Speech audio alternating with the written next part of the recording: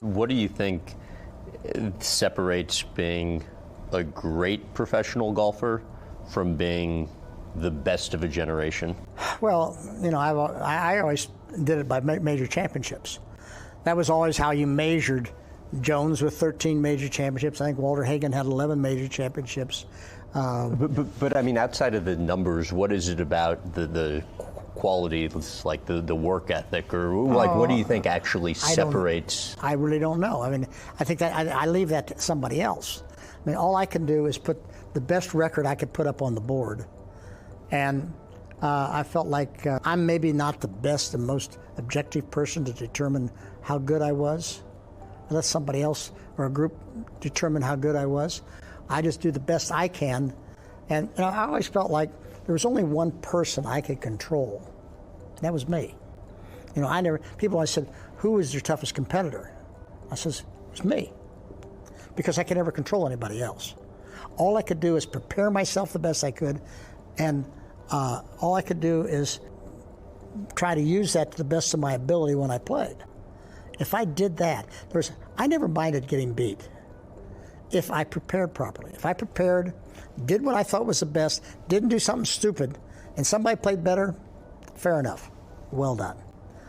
If somebody else is judged better, then that's okay. I mean, not everybody judges me as being the best golfer that's ever played. There's other people that would say it would be Tiger, others would say it would be Hogan, others would say it would be Jones. That's okay, but all I know is as long as I can do everything within my ability to perform my best, and I don't think I probably did. I think I probably could have been better, but I also raised a family. I have 5 kids, 22 grandkids. I had a business. I had a lot of friends. I enjoyed other things I was doing, and golf was part of my life, not my whole life. And that to me was important. But even with all of that going on, you still, I'd imagine, have to have had a pretty single-minded commitment to golf to have the success that you had. How do you think you were able to develop that? I think you had to be. All golfers are selfish. You have to be. I think in an individual sport, you've got to be considerate about what you're doing and what you're doing and being important. That's why Barbara was so important. She understood that. She understood that I couldn't yield that situation. It had to be my dominant thing while I was trying to participate. I was talking to one of your friends the other day who was telling me about your Bahamas fishing trips that you go on regularly, and it's, I guess, always a group that goes down with you, and you guys went out for the day. End of the day, Barbara had caught the biggest fish. And, everybody's doing their own thing back at the place wherever you guys were staying. And after a little bit of time passes, nobody knew where you were. And he said you'd gotten the guy to take you back out to go fishing again because you couldn't handle that you hadn't caught the biggest fish that day. Well, that would be a story. That wouldn't be accurate. Really?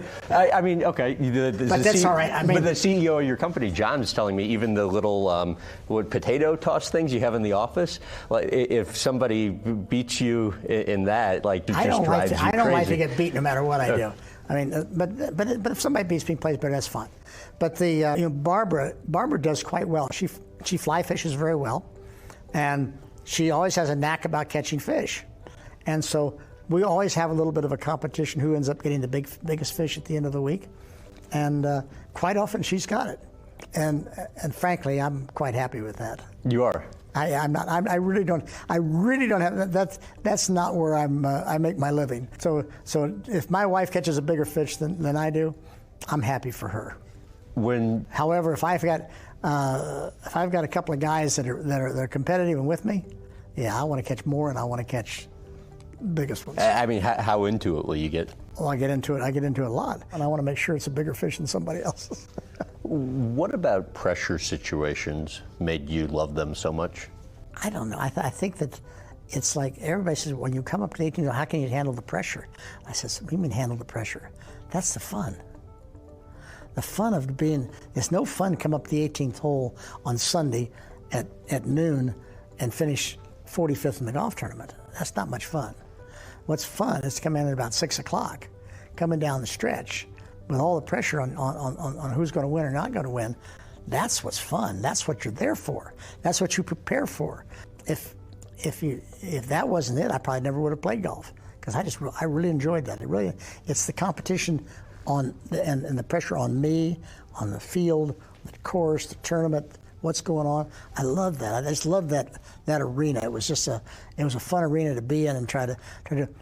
Did I always win? No, of course not. But I won a fair number of times.